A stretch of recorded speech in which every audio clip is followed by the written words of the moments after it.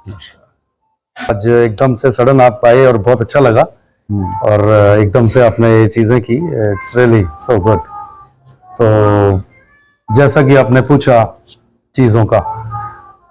देखिए कलाकार के हिसाब से, देखिए कलाकार को तो दो शब्दों में बड़े अच्छे से मैं मेरे हिसाब से बयान किया जा सकता है। हाँ बस, तो मैं ये समझता हूं कि जिंदगी में आप डॉक्टर हों, एडवोकेट हों, व्यापारी हों, किसान हों, मजदूर हों, कुछ भी हों, पॉलिटिशियन हों, ब्यूरोक्रेट हों, एनीथिंग, कुछ भी हों, लेकिन अगर आप कलाकार भी हैं तो मेरा ये मानना है कि आप कुछ भी कर सकते हैं। मेरा ये मानना है,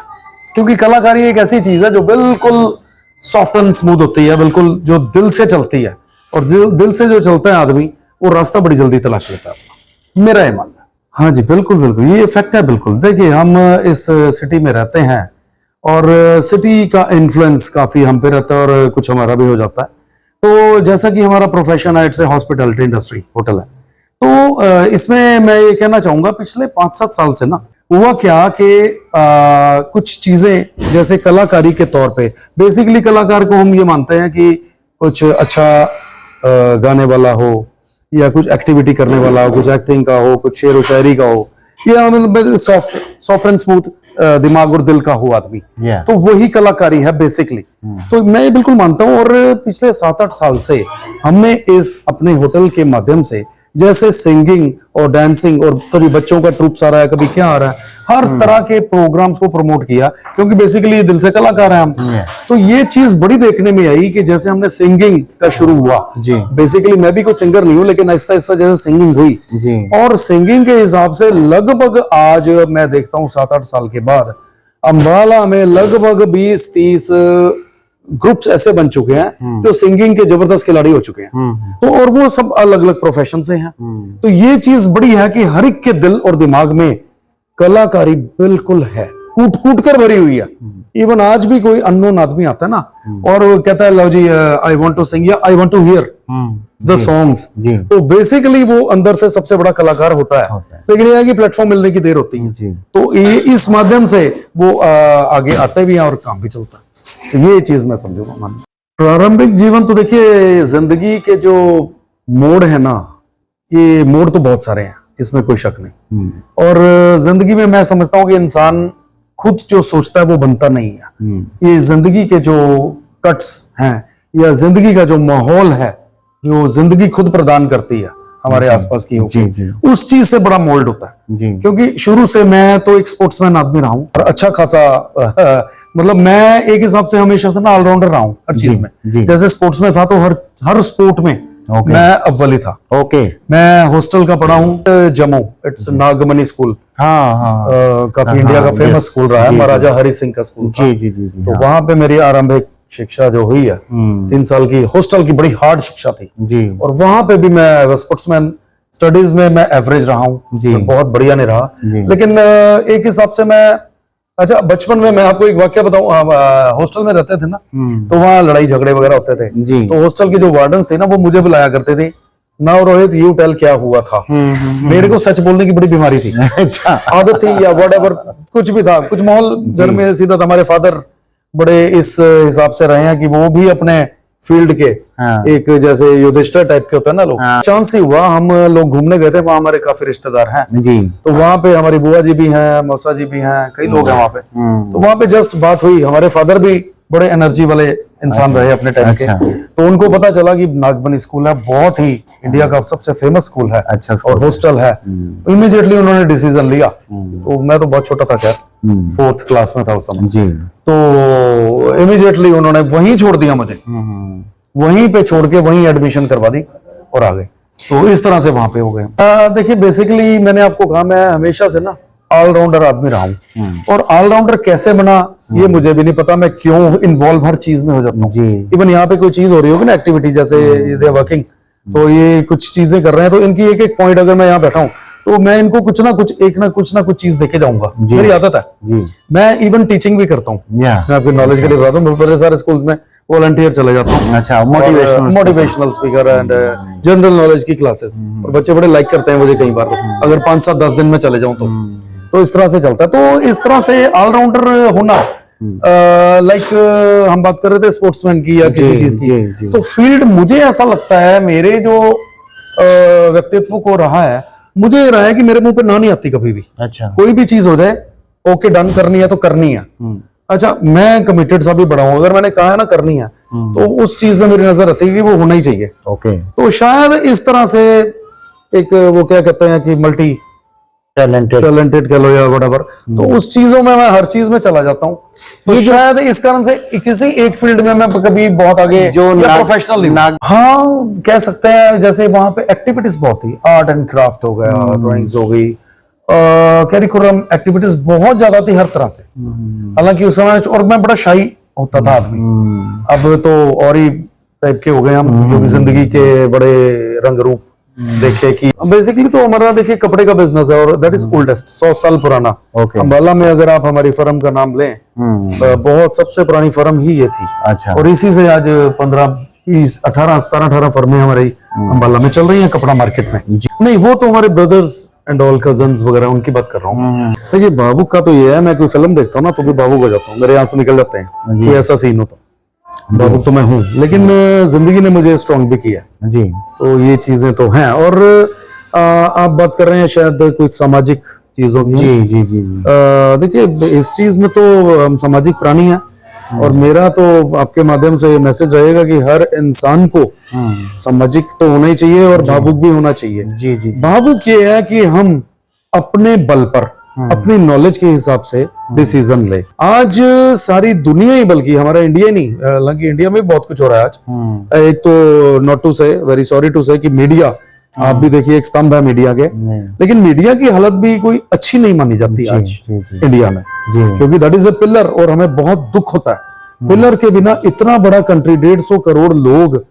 चल कैसे पाएंगे, सवाल ये है। क्योंकि लोग तो एक जनशक्ति है ना, लेबर है, उनको गाइडेंस तो चाहिए। सबसे बड़ा पॉलिटिशियंस का जो है उसके बाद ब्यूरोक्रेट्स हो गए, मीडिया हो गए, देन जुडिशरी होगी। 4 पिलर ही माने जाते हैं बेसिकली। 5वां पिलर तो खुद जनता ही है, लेकिन जनता को तो सपोर्ट ही चाहिए ना। हाँ, मीडिया की तो देखिए, अगर मीडिया, अभी मैं पीछे एक इंटरव्यू सुन रहा था, चित्रा त्रिपाठी करके कोई है, एबीपी की है, पता नहीं किसकी है, चलो व्यक्तिगत ना जाएं। अच्छा, ओके सॉरी। तो एक उनका बड़ा मीडिया एक तरफ होया हुआ है, सॉरी मैं 2 मिनट लगाऊंगा, मैं बोल ही जाता हूँ जो मेरे दिल में है। मेरे को एक प्रॉब्लम भी है, मैं जो अन्याय सा होता है ना, मैं बर्दाश्त नहीं करता, मैं मुझसे निकल आता है। हालांकि इससे मेरे दुश्मन भी कहीं बन जाते हैं, लेकिन सब अपने दोस्त ही हैं। एवरीबॉडी इज देयर, पूरे कंट्री में, पूरे सिटी में, सब जगह। तो देखिए उसने एक थोड़ी सी अभी बात की कि हमारे पीएम के खिलाफ एकदम से उससे बवाल मच गया, हालांकि वो खबर भी दब गई। तो मैं ये समझता हूं उस एक न्यूज ने एकदम से पासा जैसे पलटता है ना, वो कर दिया। मीडिया एक तरफ तो बिल्कुल एक तरफ हुई पड़ी है, वन साइडेड, और उन्हीं में से अगर कोई आदमी एकदम सच बोलना शुरू कर दे जस्ट, तो एकदम से आग लग जाती है। सच में इतनी ताकत है। आप ये देखिए, अगर एक पिलर चारों में से एक पिलर भी अपनी ड्यूटी समझ ले, और वो मैं मीडिया को चाहूंगा, सिर्फ मीडिया को, देखिए है ना, अगर मीडिया हो जाए तो कोई माई का लाल हमारे इस प्यारे से देश को बदल नहीं सकता। ताना बाना जो है ना, स्ट्रक्चर बहुत बड़ा है। और इंडिया का तो सबसे बड़ी डेमोक्रेसी, सबसे पुराना कंट्री इस हिसाब से, तो वैसे ही बहुत जटिल है जी। लेकिन हमारे संविधान ने इस जटिलता में इतनी खूबसूरती बनाई है कि किसी एक के हाथ में कोई चीज ना आए। तो मैं ये समझता हूँ कि अगर एक के हाथ में सब कुछ नहीं आएगा तो हर आदमी अपनी ड्यूटी कहीं ना कहीं समझेगा जी। लेकिन आज बड़े अफसोस के साथ ये कहना पड़ता है, अघोषित इमरजेंसी जैसे बोलते हैं लगी हुई है,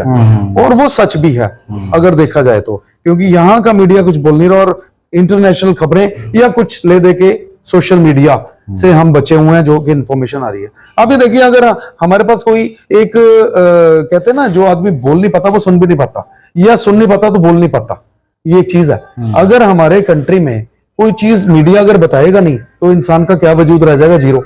एक डेफ आदमी अगर सुन नहीं पाता तो वो रिस्पॉन्स नहीं करेगा तो बोलेगा नहीं, वो जल्दी गूंगा हो जाएगा। मैं तो उससे रिलेट करूंगा मीडिया को। अगर मीडिया फेल हो जाता है हमारा, तो सारा कंट्री टोटली फेल हो जाएगा। आज इंटरनेशनल दौर पे हम बचे हुए हैं जी आज कोई हिटलर का युग तो है नहीं जी कि हिटलर ने जो चाहा कर दिया जी तो ये चीज तो चल पाएगी नहीं किसी भी तरीके से कोई भी कुछ गलत करना चाहिए क्योंकि इंटरनेशनल हमारे पास मोड्स ही बहुत सारे हैं आज सोशल मीडिया में सिर्फ एक मोड नहीं है बहुत सारे हैं अगर कोई इंडियन मोड होगा तो शायद वो दबा दिया जाए लेकिन इन लोगों फेसबुक को कैसे दबा सकते हैं हम बताइए ट्विटर को कैसे रोका जा सकता है बिल्कुल है जी समाज का पूरा फर्ज है ये तो आपने वो बात कही है जबरदस्त यही तो मैं कहना चाहता हूं कि अगर नागरिक अपनी अपनी ड्यूटी समझ ले और अगर झूठ के अगेंस्ट नहीं भी बोलना सच का ही साथ दे दे या सच के साथ नहीं रहना तो झूठ को फेवर ना करे अगर सिर्फ ये प्राइमरी ड्यूटी समझ ले तो मैं समझता हूं कि बहुत ज्यादा फर्क पड़ जाएगा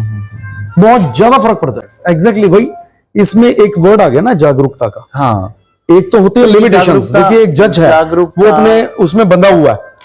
अब वो सच का सीधा खुल के समर्थन नहीं भी कर पा रहा तो एक प्रॉब्लम आ गई लेकिन उसी तरीके से अगर वो नागरिक भी अगर अपने आप को समझता है और जागरूक समझता है तो उसको आउट ऑफ वे जाकर भी एक हिसाब से सच्चाई का साथ तो देना ही चाहिए ये जो उसके हाथ में तो पावर भी है ये जो वो पावर उसको यूज करने के बजाय उसको बांध रही है आज क्यों सबसे बड़ी चीज है डर उसको डर तभी तो हम इसे अघोषित इमरजेंसी बोलते जा रहे हैं देखिए जागरूक नागरिक का तो ये हो सकता है जैसे हम हम नॉन पॉलिटिशियन लोग हैं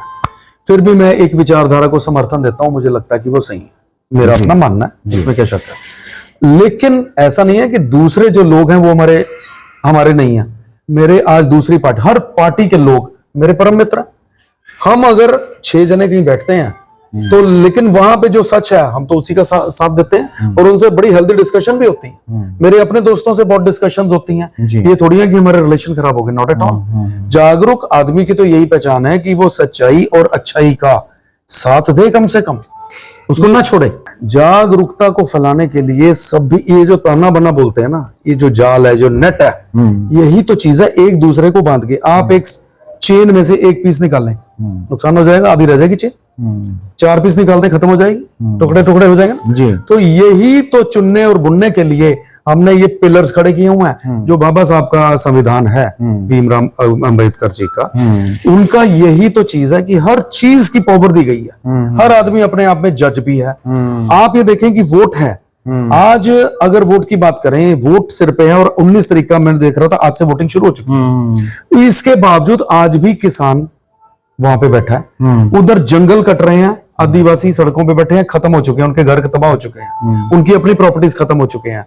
टीचर्स के रेवोल्यूशन चल रहे हैं विद्यार्थी सड़कों पे है बेरोजगार है बुरा हाल है उसके बावजूद वोटिंग हो रही है और बड़े मजे से हो रही है मैं ये कहना चाहता हूं कि जागरूक आदमी कहां गया अगर आप किसी संगठन के बीजेपी के या कांग्रेस के भी हैं अगर वो चीज आपको कुछ गलत लग रही है तो आपको खुल के ये तो बोलना चाहिए कि चले जी हम बीजेपी वाले हैं बिल्कुल रहेंगे लेकिन मोदी जी आप काम गलत कर रहे हो ये नहीं होना चाहिए आप ये तो बोलो यही तो पहचान है जागरूक आदमी की अगर ये भी नहीं है फिर तो बंद गया काम से नहीं अब वो बंदा कैसे देखो वो ताने बाने से निकला वो ये पूरी मेहनत हुई है हजूर 10 साल में अगर मीडिया इन सब मुद्दों को उठाए कि सड़क पानी बिजली घर आवास सब कुछ इन चीजों को एजुकेशन इन सब चीजों को उठाए तो आदमी क्यों सिर्फ धर्म पे रह जाएगा लो जी मैं तो झंडा उठाना आप ये बताइए अच्छा एक चीज और मैं कहना चाहूंगा इसी मामले में आपने कहा जागरूक आदमी जागरूक जनता जागरूक जो जनता है अभी हमारे पास एक पीछे पार्टी की बुकिंग के लिए आए लोग और अपने मित्र ही थे तो वो बोलते हैं कि विचारधारा तो हमारी फलानी है ये है वो है लेकिन बोलते हैं सर ऐसी कोई दिक्कत नहीं है सच हम भी समझते हैं